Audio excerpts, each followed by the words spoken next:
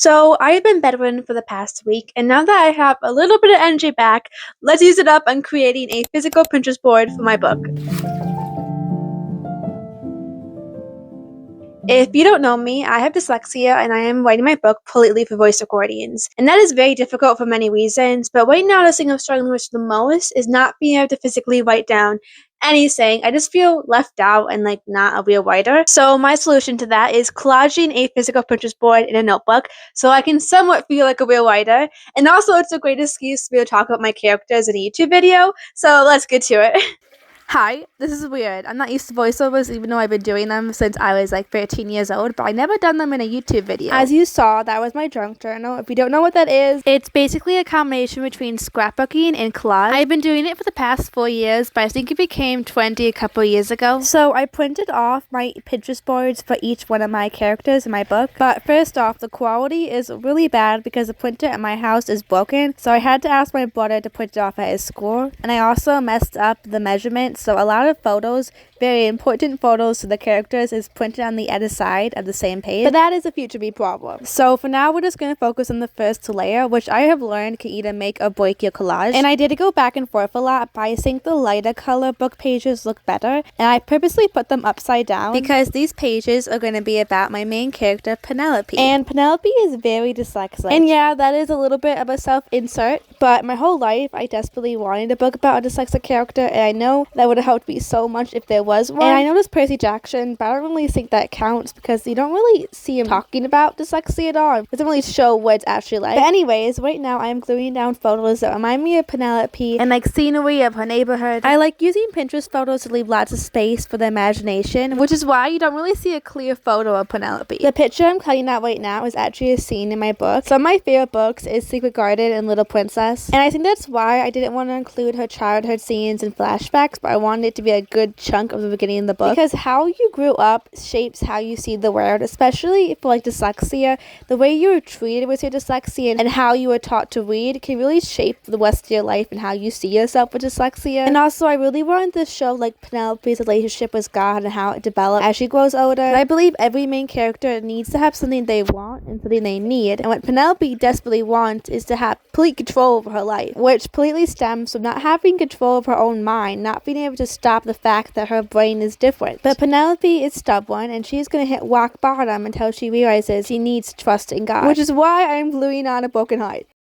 This photo right here is exactly the way I envision Penelope's woods when she's painting in it. Even though most of it takes place in Penelope's teen years, I really wanted to capture that hazy, dreamlike feeling when you're looking back at your childhood. Anyways, this illustration I'm cutting out, I feel like just represents James and Penelope's relationship perfectly. Wuthering Heights really inspired me with my character dynamics, and I know there's a lot of discord about that subject, but I just have one thing to say as someone who has read the book. Wuthering Heights is not a love story, okay? Anyways, I went to a coffee shop to add the lettering part of like Penelope's name, and when I got home I added the final details. That's honestly my favorite part about junk journaling. And when I see people who have hordes of stickers and they never use them, oh, it breaks my heart. Right now I'm adding a moth with a broken wing because I love the metaphor as like I have broken wings or whatever, and it just reminds me a lot of Penelope's situation and how she sees herself. And after I added the final stickers, the junk journal spread is complete. I really love how everything represents something in the book that only I can understand, which is kind of fun. And I do think it would be really helpful to be able to look at the spread where I need some inspiration and to have some type of reminder how Penelope's actually supposed to come across, because it is easy to forget, especially when everything is on voice recording. Okay, on to the next one, and this one is going to be about my second main side character, and that is Sissy, short for Elizabeth, but I don't really know if I want to do Sissy or Lizzie for the nickname, but whatever. She is the little sister of James, and she's really the one who brings James and Penelope together. Not intentionally though. And Sissy loves reading, like she is a literary prodigy, and that is the reason why Penelope and her become friends quickly, because if Penelope didn't have dyslexia, she would love reading like Sissy. But that is pretty much where the similarities stop, because Elizabeth is kind of a coward. She's terrified of becoming penniless and used like her mom, and she's willing to do anything to stop it, which might become the very thing that causes it. Anyways, right now I'm just rearranging photos and adding washi tape, trying to make things look good. So I'm adding the book Epic because that's Sissy's favorite book. And when my siblings found out about this,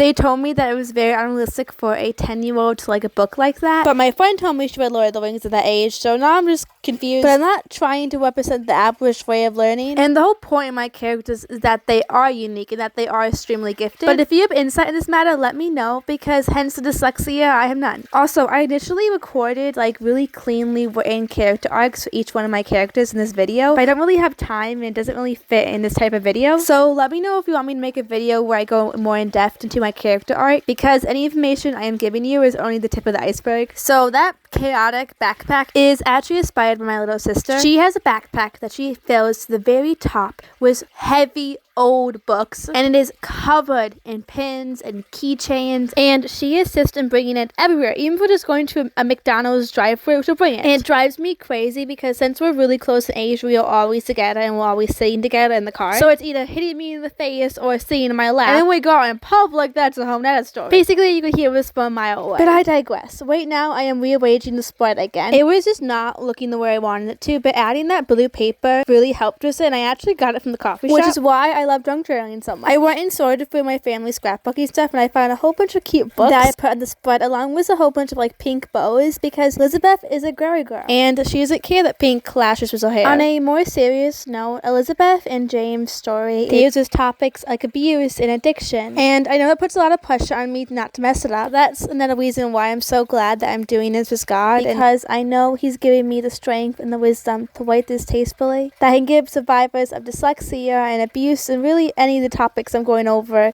a voice and not make it into a plot point. And with that being said, the second spread for today is done. I really love the extra details they added, like the heart and the strawberry. It really just reminds me of Sissy's sweetness, but also her pain. The photo of her cutting James' hair and when they're little is also some of my favorites, because James is really her only family and her life kind of does revolve around his. And I know both of these junk journal spreads are going to look so good in my videos. I will finally be able to have aesthetic B-roll for my writing blog, so I call that an absolute win. I still have lots of printed photos of James and Peter, two of my other main side characters, so let me know if you want to see that. But for now, that's the end of this video. I will see you in my next one. Bye!